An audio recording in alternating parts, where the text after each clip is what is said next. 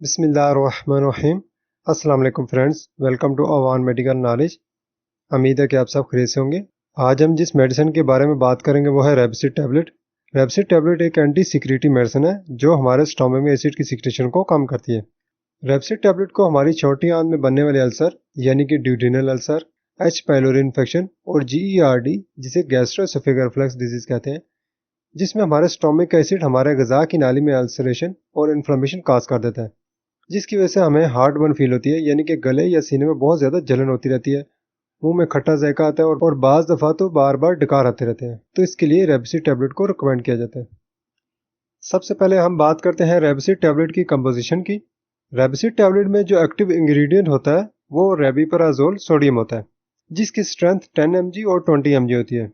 रेबसिड tablet delayed release tablet की form में आती हैं। डिलेड रिलीज ऐसी टैबलेट होती हैं जो हमारे स्टोमक से गुजरने के बाद छोटी आंत में पहुंचने पर रिलीज होती हैं, जिसकी वजह से इनका असर हमारी बॉडी में ज्यादा देर तक रहता है। रेबसिड टैबलेट के ऊपर पॉलीमर मटेरियल की इंटेरिक कोटिंग होती है जो हमारे मुंह और गले को जलन से बचाती है और रेबसिड टैबलेट को स्टोमक में डिजॉल्व होने नहीं देती और इसे छोटी आंत तक पहुंचने में मदद फराहम करती है। रेबसिड टैबलेट की अगर ड्रग क्लास की बात की जाए तो ये प्रोटॉन पंप इनहिबिटर या PPI ड्रग क्लास से बिलोंग करती हैं। PPI ऐसी मेडिसिन होती हैं जो हमारे स्टोमक में एसिडिटी के लेवल को कम करती हैं। अब ये काम कैसे करती हैं? ये हमारे स्टोमक में जो पाराइटल सेल हैं उसमें जो प्रोटॉन पंप प्रेजेंट होते हैं उनको ब्लॉक कर देती हैं, जिससे हमारे स्टोमक में एसिड की सिक्रीशन कम हो जाती है।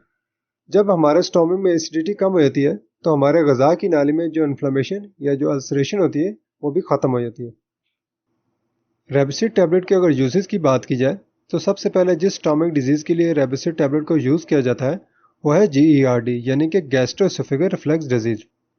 GERD में हमारे स्टोमक का एसिड हमारे गजा की नाली यानी कि एसोफेगस में जाता है, जिसकी वजह से हमें गले या सीने में जलन होती है, मुंह में खट्टा जायका वगैरह आता है और बाज़ लोगों को बार बार डकार आते रहते हैं। तो इसके लिए हम रेबसिड टैबलेट को यूज करते हैं। रेबसिड टैबलेट को एरोसिव एसोफेजाइटिस या एरोसिव GERD जिसमें हमारे स्टोमक का एसिड हमारे गजा की नाली में इन्फ्लेमेशन या अल्सरेशन बना देता है, यानी कि इसमें जख्म बन जाते हैं, तो इसके लिए भी रेबसिड टैबलेट को यूज किया जाता है। इसके अलावा रेबसिड टैबलेट को एच पाइलोरी या non steroidal anti inflammatory drugs की वजह से हमारी छोटी आंत में बनने वाले अल्सर यानी कि ड्यूडेनल अल्सर के लिए भी यूज किया जाता है। रेबसिड टैबलेट को ज़ोलिंगर एलियन सिंड्रोम, जो एक डाइजेस्टिव डिसऑर्डर है जिसमें हमारे स्टोमक में बहुत ज़्यादा एसिड बनता है और उसकी वजह से हमारे स्टोमक में अल्सर बन जाते हैं, तो उसके लिए भी इसे रिकमेंड किया जाता है।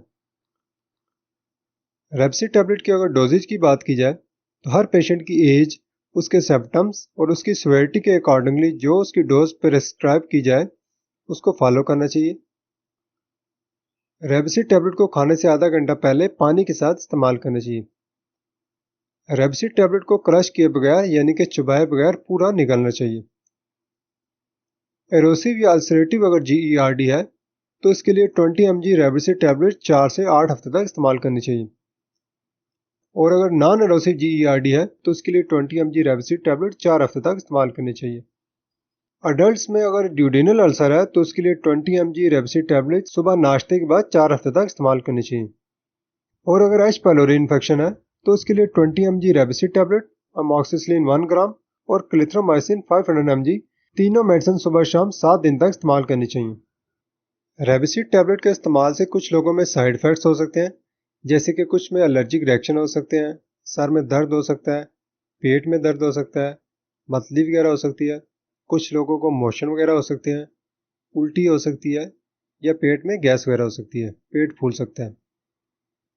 तो लास्ट में अगर रेबसिड टैबलेट की प्रिकॉशन या एहतियातों की बात की जाए, सबसे पहले जो औरतें प्रेग्नेंट हैं या बच्चों को दूध पिलाती हैं तो उनको डॉक्टर से कंसल्ट करने के बाद रेबसिड टैबलेट को यूज़ करना चाहिए। ऐसे ही जिन लोगों को प्रोटॉन पंप इनहिबिटर या रेबसिड टैबलेट से एलर्जी है तो उनको इसके इस्तेमाल से अवॉइड करना चाहिए। जिन लोगों को किडनी या लीवर प्रॉब्लम है तो उनको भी डॉक्टर से कंसल्ट करने के बाद एहतियात के साथ रेबसिड टैबलेट को यूज़ करना चाहिए।